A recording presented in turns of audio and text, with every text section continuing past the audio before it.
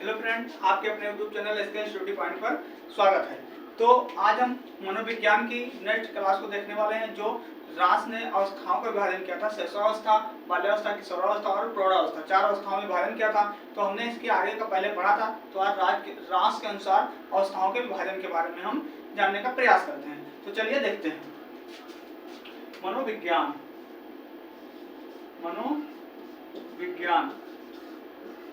है और रास के अनुसार अवस्थाओं का विभाजन हमारा है।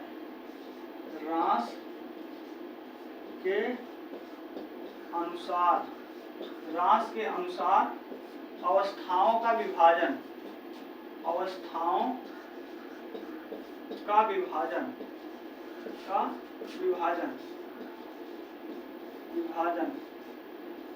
तो इन्होंने रास ने अवस्थाओं को 4 रूपों में विभाजित किया है, जिसमें पहली है शैशवावस्था, और जो 0 से 5 या 6 वर्ष तक चलती है। दूसरी है बाल्यावस्था, जो 6 से 12 वर्षों तक चलती है। तीसरी है किशोरावस्था, जो 12 से 18 वर्षों तक चलती है। और चौथी है प्रौढ़ावस्था।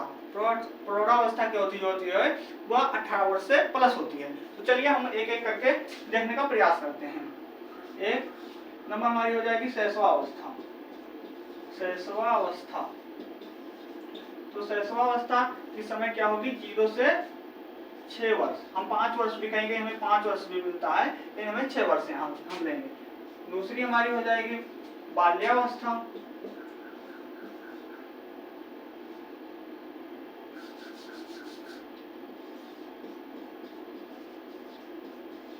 शैशवावस्था है हमारी। और दूसरी बाल्यावस्था। बाल्यावस्था की समय सीमा क्या होती है? तो बाल्यावस्था की समय सीमा होती है 6 से 12 वर्ष। कहीं कहीं पर जो है 6 से 13 वर्ष भी मिलता है, लेकिन 12 सही है। और उसके बाद में हम देखेंगे किशोरावस्था।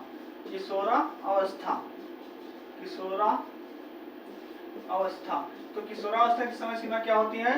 किशोरावस्था की समय सीमा होती है हमारी 12 से 18 वर्ष तक। और चौथी हमारी होती है प्रौढ़ावस्था। तो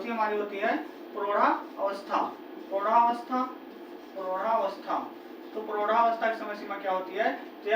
यह 18 वर्ष से अधिक,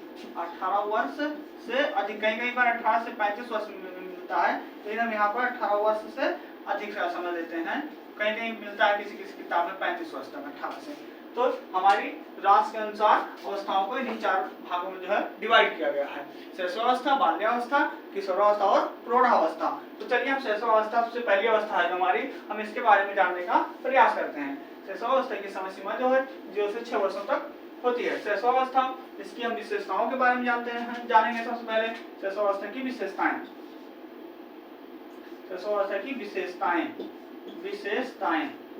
तो इसकी क्या विशेषताएं होती हैं? जैसे इसकी महत्वपूर्ण विशेषताएं हैं। जब बच्चा बहुत छोटा होता है, जन्म लेता है, तो वह खुद से कोई काम कर नहीं पाता है, वह दूसरों पर आश्रित होता है, और वो ना तो बोल पाता है, केवल अगर उसको अपना कोई विचार व्यक्त करना रहता है, मान लीजिए भूख लगी है, तो रोककर ही दूध मांगेगा, तभी मिलेगा उसको। और उसके बाद में कोई बात कहनी है, फिर भी वह बोल तो पाएगा नहीं, ये दूसरे जो है इशारे के माध्यम से या किसी अन्य तथ्य के माध्यम से वह व्यक्त करने का प्रयास करता है। तो देखते हैं शैशवावस्था की विशेषताएं। तो इसमें नंबर 1 हमारी हो जाएगी, आप जैसे का तो नंबर 1 हो जाएगी अतार्किक चिंतन की अवस्था। अतार्किक चिंतन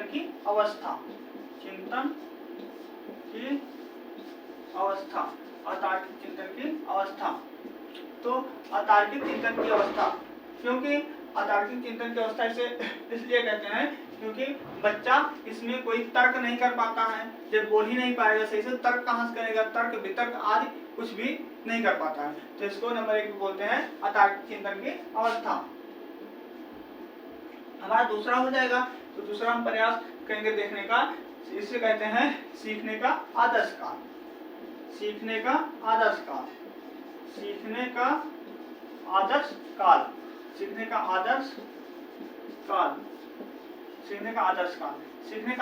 इसको किसने कहा है? तो इसको सीखने का आदर्श काल एक मनोवैज्ञानिक ने बैलेंटाइन कहा जाता था। तो बैलेंटाइन ने इस अवस्था को सीखने का आदर्श काल कहा है। बैलेंटाइन हम लिख देते हैं, बैलेंटाइन, बैलेंटाइन थे, इन्होंने सीखने का आदर्श कहा है, आदर्श काल कहा है।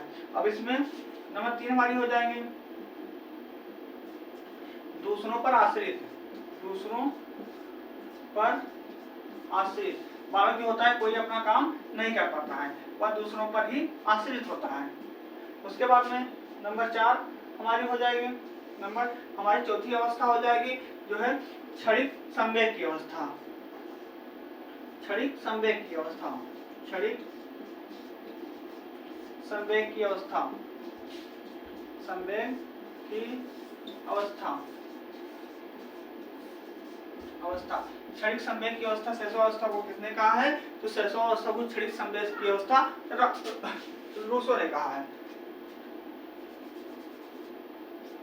शैशव अवस्था को क्षणिक संवेग की अवस्था सॉरी उसने कहा है रास ने शैशव अवस्था को क्षणिक संवेग की अवस्था कहा है। 5वीं हमारी हो जाएगी जो है जीवन का सबसे,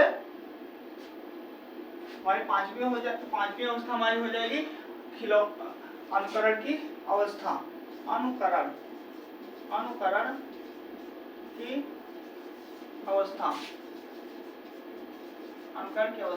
अनुकरण की अवस्था इसलिए कहते हैं कि जो हम अपना जो भी व्यवहार बच्चों के सामने व्यक्त करते हैं, जिस तरह से बोलेंगे, जिस तरह से उनके सामने बिहेवियर करेंगे, उसी तरह से बच्चा भी हमारा अनुकरण करके उसी तरह से सीखने का, बोलने का प्रयास करता है। हमारी चौथी हो गई अनुकरण की अवस्था। हमारी 5वीं हो जाएगी जो है खिलौने की आयु, खिलौने की आयु, खिलौने की आयु, इसको खिलौने की आयु बोलते हैं। जबकि बाल्यावस्था को खेलने की आयु बोलते हैं, उसमें बच्चा खेल खेलता है और इसमें बच्चा खिलौनों के माध्यम से खेलने का प्रयास करता है, इसलिए इसे खिलौने की अवस्था कहते हैं। अब हम और आगे देखने का प्रयास करते हैं। हमारा 6 तक हो गया है। अब 7वां इसकी विशेषता देखने का प्रयास करते हैं, 7वीं विशेषता देखने का प्रयास करते हैं। तो इसमें 7वीं व्यवस्था का क्या हो जाएगा? जीवन का सबसे महत्वपूर्ण काल, जीवन का सबसे महत्वपूर्ण काल, सबसे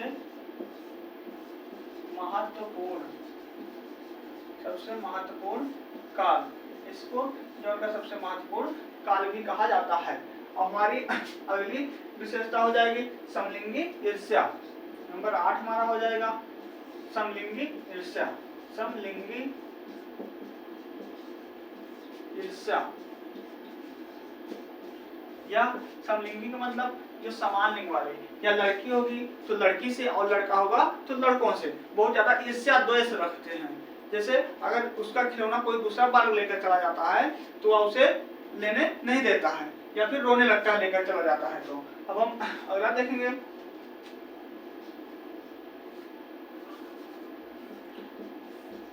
इसमें शारीरिक विकास जो होता है बहुत तेजी से होता है, शारीरिक विकास बहुत तेजी से होता है। थोड़ा मिटा देते हैं, उसके बाद से फिर से हम देखने का प्रयास करते हैं। चलिए ठीक है। शारीरिक विकास की तीव्रता, शारीरिक विकास की तीव्रता।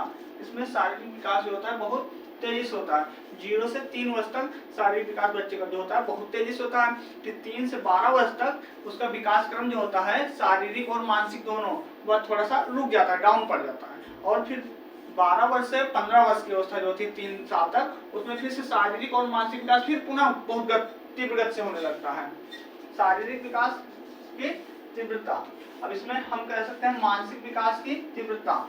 मानसिक विकास जो होता है वह भी बहुत तीव्र गति से होता है। मानसिक विकास की तीव्रता, विकास की तीव्रता, शारीरिक और मानसिक विकास दोनों बहुत तीव्र से अवस्था में होता है। अब हम कुछ महत्वपूर्ण मनोवैज्ञानिकों के मत हैं शैशव अवस्था के बारे में, उसको सर्वप्रथम देखने का प्रयास करते हैं। जैसे सबसे पहला मत हमारा है जॉन लॉक का।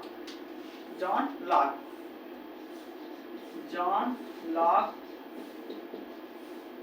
के अनुसार, जॉन लॉक के अनुसार। तो जॉन लॉक ने शैशवावस्था को कहा था, शैशवावस्था का जब बालक रहता है तो उन्होंने उसके बारे में कहा था कि जो बच्चे का मस्तिष्क होता है वह कोरी स्लेट के समान होता है। इन्होंने इसका जैसे ये अपने यहाँ के तो थे नहीं, तो इन्होंने इसे ताबुला रासा कहा था, ताबुला रासा। बालक का मस्तिष्क, बालक का मस्तिष्क कोरी स्लेट होता है, कोरी स्लेट होता है, होता है, या हमने इसे ताबुला रासा लिखा, ताबुला रासा लिखा। अब हमारा अगला है फ्रायड के अनुसार, फ्रायड के अनुसार हम क्या लिखेंगे? फ्रायड ने कहा था कि बालक को जो कुछ भी बनना होता है वह 4 से 5 वर्षों में बन जाता है। बालक को जो कुछ भी बनना होता है वह 4 वर्षों में बन जाता है। बालक को जो कुछ भी, या बहुत इंपॉर्टेंट परिभाषाएं हैं, जो कुछ भी, बालक को जो कुछ भी बनना होता है, भी बनना होता है, जन्म के 4-5 वर्षों में बन जाता है। जन्म के 4-5 वर्षों में बन जाता है, वर्षों में बन जाता है, बन जाता है। अगली हम देखने का प्रयास करते हैं न्यूमैन के अनुसार, न्यूमैन के अनुसार, न्यूमैन के अनुसार, न्यूमैन ने कहा था कि 5 वर्ष तक की अवस्था, वर्ष तक की अवस्था, 5 वर्ष तक की अवस्था बालक के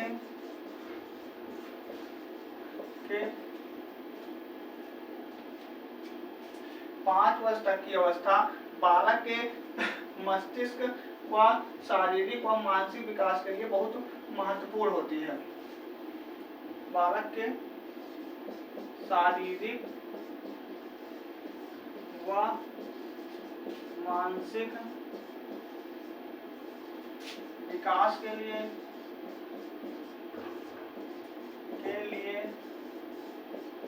बड़ी ग्राहकशील होती है, बड़ी ग्राहकशील होती है, ग्राहकशील, बड़ी ग्राहकशील होती है, बड़ी ग्राहकशील होती है। अब हम थोड़ा इरेज करके फिर से देखने का प्रयास करते हैं। हमारा अगला मत है एडलर का।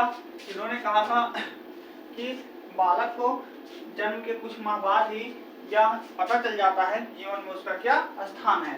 उन्होंने कहा था कि बालक जन्म के एडलर के अनुसार, एडलर ने क्या कहा? एडलर ने क्या कहा था? एडलर ने कहा था बालक जन्म के कुछ माह बाद यह पता चल जाता है, यह पता चल जाता है कि जीवन में उसका क्या स्थान है, कि जीवन में उसका क्या स्थान है, उसका क्या स्थान है। एडलर ने कहा कि बालक का जन्म हुआ उसके कुछ ही महीनों बाद यह पता चल जाता है कि जीवन में उसका क्या स्थान है, अर्थात वह क्या कर सकता है। तो अब हम दूसरा देखने का प्रयास करते हैं प्रो एवं प्रो के अनुसार, प्रो एवं प्रो। इन्होंने इन्होंने बताया था कि 20वीं शताब्दी जो है वह बालक की शताब्दी है। 20वीं शताब्दी, 20वीं, इन्होंने बताया 20वीं शताब्दी बालक की शताब्दी है, बालक की शताब्दी है।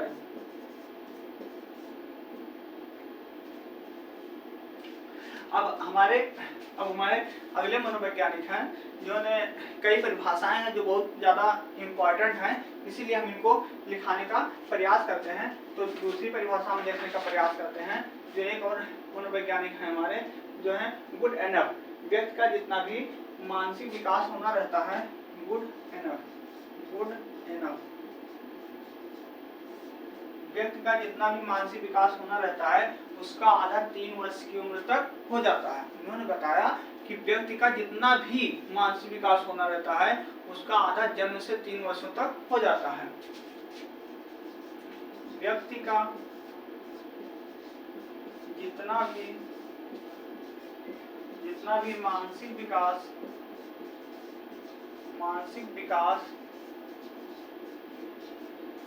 होना रहता है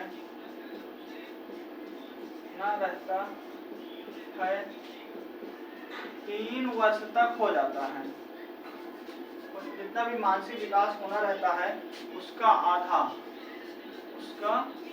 आधा 3 वर्ष तक हो जाता है।